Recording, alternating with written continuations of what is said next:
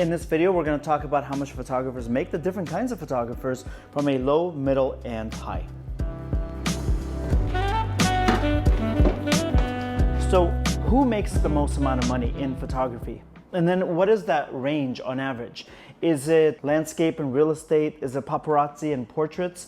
Or is it fashion photography, family and babies, or weddings, or even headshots? Let's discuss. So the first one is headshot photography. Now, how much do they make? Because I'll start with headshots because it's one of the most common types of photography. A lot of times all you need is like a window, you need natural light. It's where people start. It's where people always need new headshots for their work. The kind of headshots I speak about are performance. Now that could be speakers, and that could be authors, and that could be actors, of course, comedians, performing artists of all types. You should never be in this realm for very long, but I will say that on the most amateur level, like you just picked up, is going to be, oh, this hurts to even say it, $50 to $200. You want to go into the mid-range next. The mid-range is where you're going to spend maybe about a year, possibly up to 2 years max. And there I would say charge about $200 from the lower mid-range to about $500. This is very good, it's very fast. You can start sustaining yourself and have a living wage. And you can actually get an apartment with this because you would get hopefully 2-3 of these people a day once you're really up and running, especially if you're like in Los Angeles or New York. But if you're not, you can get about 5 of these a week. Now you're getting about 1,000 on the bottom end, 2,500 on the top end. This is something really sustainable.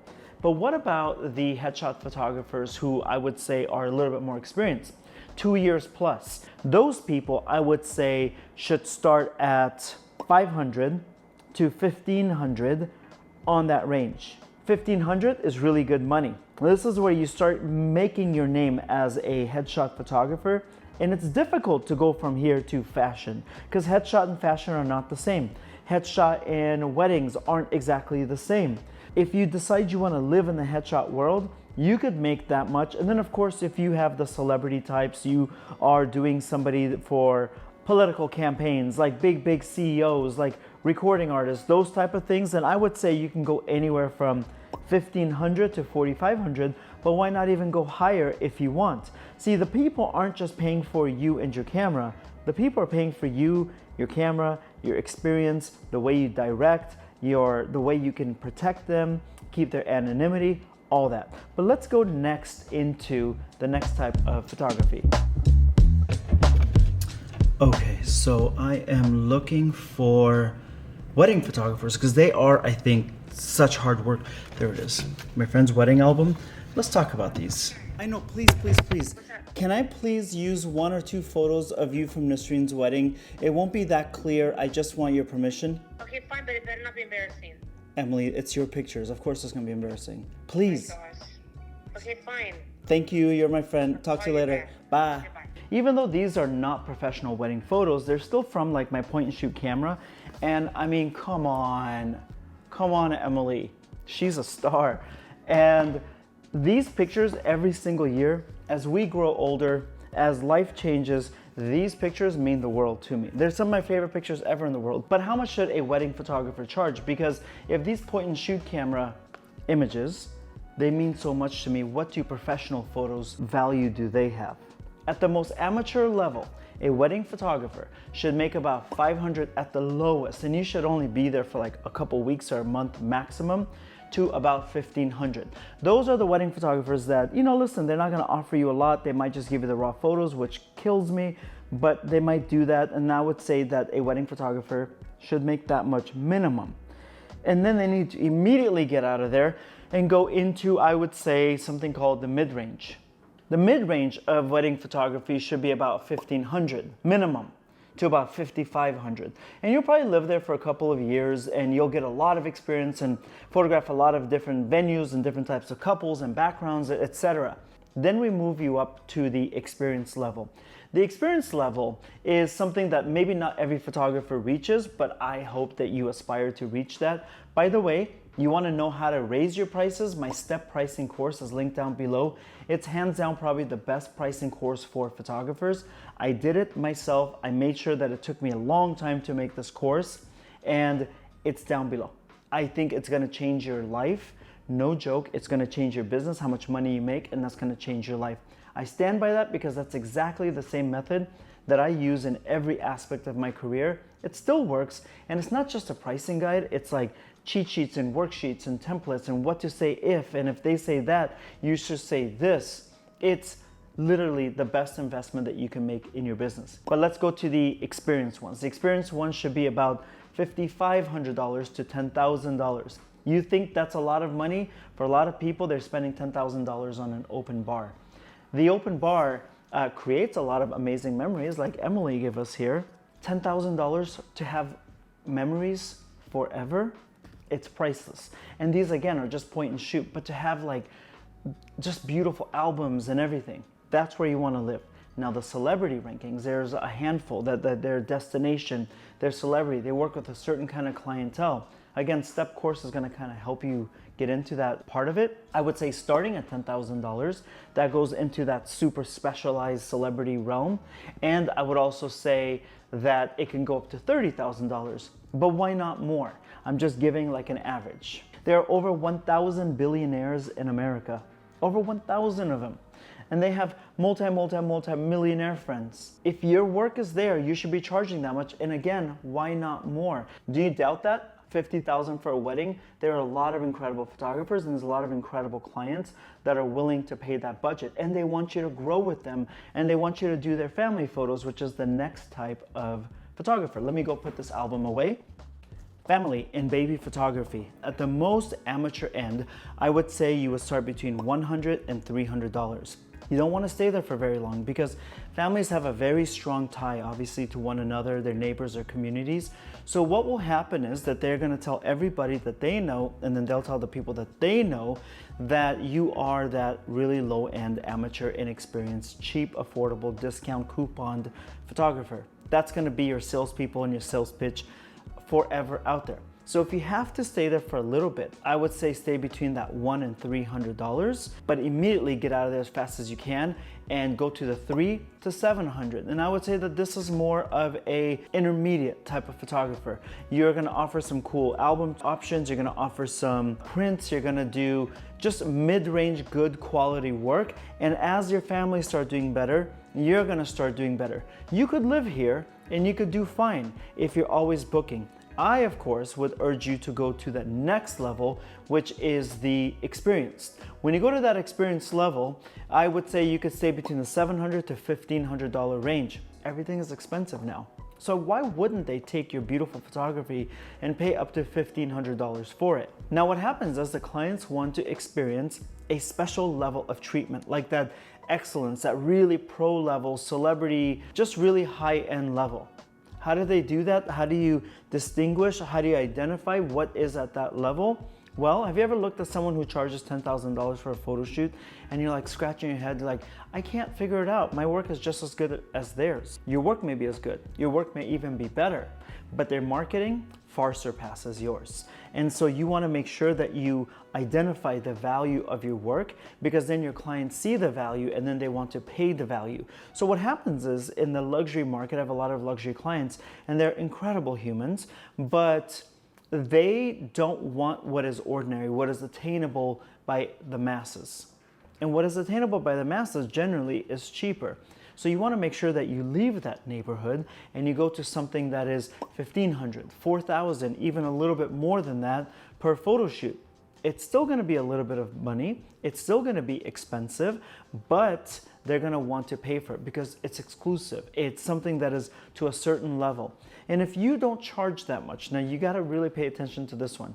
If you don't charge that much, your clients will not enjoy your photograph as much. So by you saying, I'm just gonna stay real cheap and I don't wanna charge too much, you're actually stealing from their joy. It's crazy. It took me a long time to figure this out. I was told many times by many intelligent people. Now I get it. But let's go and talk about the next one. I actually wanna go and sit at my desk and talk about that. Let's talk about the next type of photography, which is fashion photography, which is a very huge umbrella. And you can fall into fashion, whether it's the latest fashion from like couture designers, etc., or it can be just your local brand. The first one that I would say is your amateur level. Your amateur level, I would say if you're, let's just say you're working for an influencer and they might get a brand deal where they have to wear a hoodie, for example, and you're doing some fashion photos against like a white wall, for example. Something like that, I would charge between $150 and $700. Remember again, this is something I teach in my step pricing course. Whenever you do a photo shoot, whether it's a high price or it's a low price, or unfortunately if it's free, that one person, that one party is now going to be a salesperson for you throughout the world and let everyone know that you are the blank person. It's up to you to fill out what that blank is. The cheap, the free, the intermediate, the fair, the expensive, but really worth it. That is up to you. I, of course, want you to be up here, and that's what I teach in that course. But immediately after that, we're gonna go to this mid-range level, which I would say is about $700 to about $2,500. Your mid-range is your local brands. So you can have somebody, this is not a local brand, for example, Represent, my buddy gave it to me as a gift. You could charge somebody for their whole social media marketing, which is all of the marketing now, or their catalog or their lookbook, things that they want to give to different vendors. And I would say, oh, it's $700 to $2,500. These are small local brands that may not be selling a lot, so you cannot really be asking for a lot just yet. But the opportunity for this is that you get to grow with them, and as they grow, they're going to trust you and respect you the most, and they're going to grow with you, and that's going to be a wonderful thing.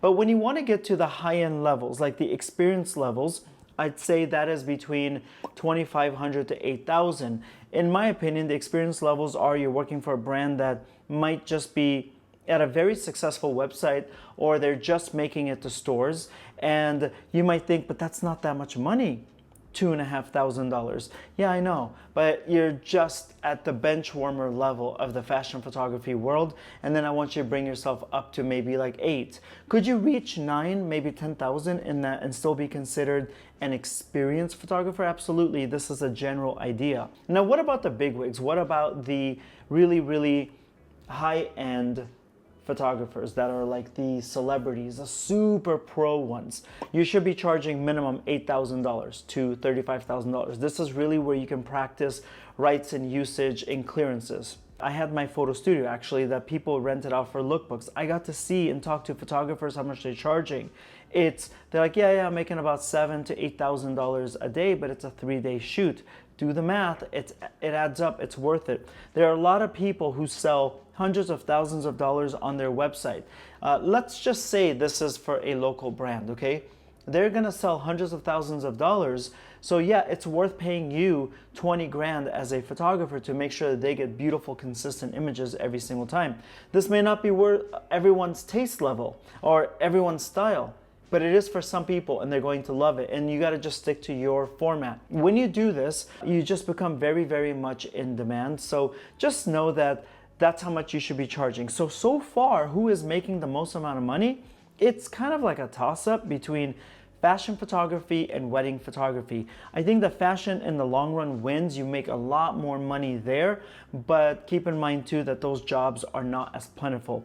Fashion photography could also mean record covers, could also mean magazine covers, could be calendars, those vintage ones that people still print out for big celebs, big models. It's just a high-end world. Next, let's talk about landscape photography. That's a very unique one. I'm gonna go over it real fast. I'm also gonna go outside and just get some sun, so come with. So before we talk about landscape, I actually wanna talk about one more type of photography, and that is paparazzi. I have my opinions about it. I don't really think that that is the best way to handle everything, and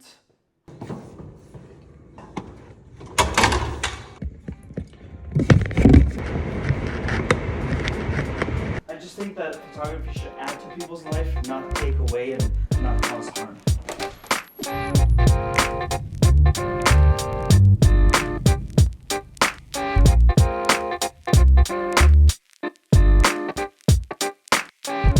If you are doing product photography, maybe you're just doing, for example, croissants, or you're doing whipped cream or something like that. Beginning level, I would say maybe $25 to $50 per product. Product photography is unique in that you charge for the product generally. It doesn't have to be that way, but just generally.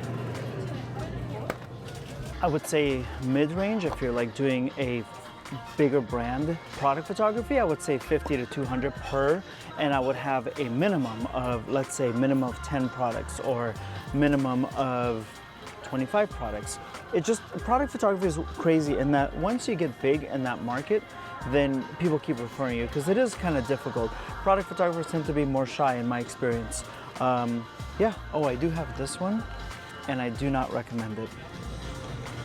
Advanced product photography, I would say, if it's for a bigger brand like Trader Joe's, is 200. No, Trader Joe's will not pay that. They need new product photography, they just do. But I would say 200 to 500 is very fair. You could do watches and jewelry like that. You could do perfume, etc. Okay, I'm gonna get the coconut shrimp though. And then if you're doing like a big brand, let's say a perfume, or you're doing like a big jewelry brand or watch or anything like that, 1,500 is a very good price per. Imagine you're gonna do 10, 15 of them. That's a really big paycheck for you. And you could do that in your small studio garage if you wanted to, or big, like a Milk Studios type of setting. That's just for product. If you're doing talent with it, that would be an additional fee. Product photography is one of those really solitary type of photographer jobs. This is good, by the way. Yeah. One of the most profitable types of photography is real estate photography. So if you're on the more amateur level, you may not be doing a neighborhood like this, which is Pasadena, old money here. But you could be starting anywhere. Real estate photography, I would say, is about 1 to 300 for the amateur level. You come in, it's not very inspiring, you just do the wide shots, just take care of everything, and you'll get the shots and they'll hire you again and again and again and again. But you want to go up to the middle level, you would probably go from about $300 to $800. That's per day. You're not posing a model. You're just going in, you're shooting stuff, and I'd say that most people would fit there, especially if you're in a state where everything is so overpriced and so expensive. 2, 3 of those in a day, and I think you're doing really, really well. But let's go see what some of the more expensive homes might make you. And then the higher end, if you want to get into the real estate market, like for example, this house behind me, it's in Pasadena. It's a very beautiful neighborhood. It says no trespassing, so I don't know what happened here. But if a real estate agent wants to sell this, maybe they can sell this for 2 to 3 million, let's say 2 million. But if they were to have somebody come in and take really beautiful photographs and they stage it and they take some beautiful pictures and then you get the sunset shot, sometimes you can increase the price by another $80,000, $150,000 if the home is like 2 mil. Which if you look in some neighborhoods, this is very middle class for Pasadena. Now, as a real estate photographer, you could really make some money. So I would say you start at 800 for that one and go up to 2,000 each. For that real estate agent, they might say 2,000 bucks. So on a real estate transaction, you pay 6% on average, 3% to the seller, 3% to the buyer.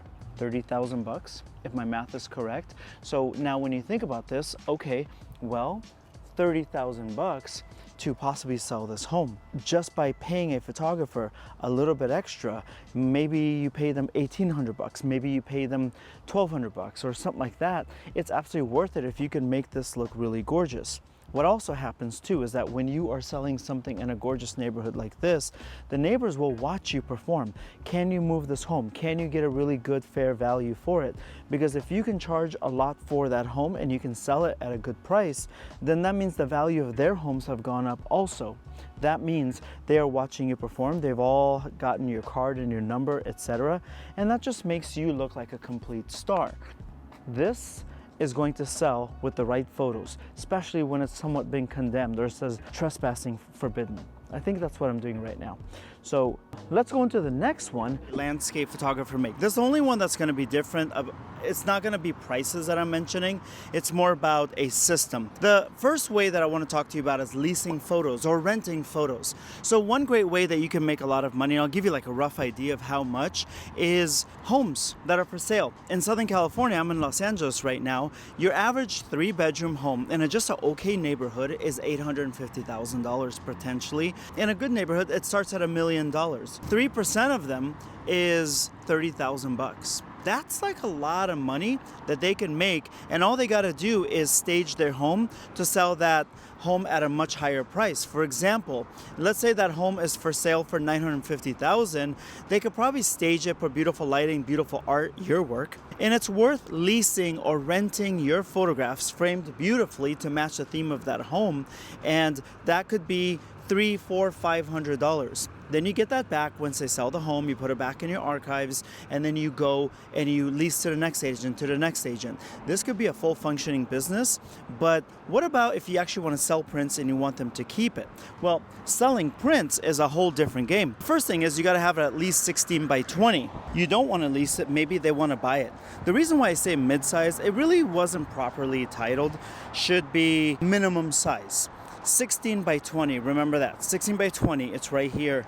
That is the suggested lowest small size if you want your work to have value, to be considered art, for people to really hang it up and say this is one of, like 1 of 5, 1 of 10. Side note, don't ever go above 10, that devalues your work. When you sell frames for our prints for 8 by 10, I could also assume that you got a really good high resolution photo, put a little bit of AI on it, and then I printed that myself. 16 by 20 is a little bit more difficult to get off the internet and to print it, right? So if I'm taking a photo here of the downtown LA skyline over the 110 freeway, I could sell that. I could sell that to somebody as a 1 of 5 print. I can sign it, say 1 of 5, 2 of 5, etc. Sell that print, make it into a beautiful black and white, and I could make a lot of money off of that. I would say don't sell your prints less than $300 per print, and it depends. If you're doing 10 of them, you could do $300 each. This is minimum, by the way. But if you're doing 5 of them, I would sell them for $700 each, or $550 even. So it depends on where you are in your career and how much money you can make. But what about the real moneymaker? That one is the landscape one. It depends on your value as an artist, and it depends on the value of the art that you're creating. Kind of tough to say. So here's an example that I've spoken about in my other videos. When I work with Madonna, for example, Stephen Klein, amazing photographer, photographed some of her world tour images. There was about 6 or 8 of them that we launched a world tour with. Now, Madonna on a very, very weak night, she sold out every single show, but if the stadium only had like 20,000 fans, then she would make about $350,000 just off of merch. That is Stephen Klein's art. Now, on a bigger stadium, she'd probably, like if it was 45, 50,000 people, then Madonna would make easily in the $600,000-$700,000 per night from the art. So when I say landscape photographers, it doesn't have to be an image of a rock star. It could be a beautiful image of a willow tree out in the middle of a field. But if it's done in a beautiful way and people think that it has value, then you should charge a large amount for it. If I sell one of my images to a recording artist for the cover of their record, my art is really second place. It's supporting art, because the main art is the music inside of the record. That's what people are paying for. But if my art is sold on merch, then it's on a t-shirt, for example, then in that case, my art is the priority. That's the main art. They're buying my image on a t-shirt, on a coffee mug, a lighter, etc. So you should be making a lot of money. So in the case of this Madonna example that I mentioned, imagine if Stephen Klein only got, now I'm not going to tell you how much money he made. I would never release that information. But let's just say Stephen Klein only made $20,000. Is that fair that Madonna is going around the world, 85, 90 shows, and she's pulling in an average of maybe $500,000 every single night from just merch sales? It's not, right? If that artist is only getting that much. So I would say, if I was Stephen Klein's agent, I would say I want at least a few $100,000 off of this, because you're going to be making potentially millions off of my work on a variety of different places. I hope the audio is okay, because it's kind of breezy. So that goes back to landscape photography. I can't say, oh, a professional should charge this much. What I can say, and what I do talk about, and what I do put you through in my step pricing course, is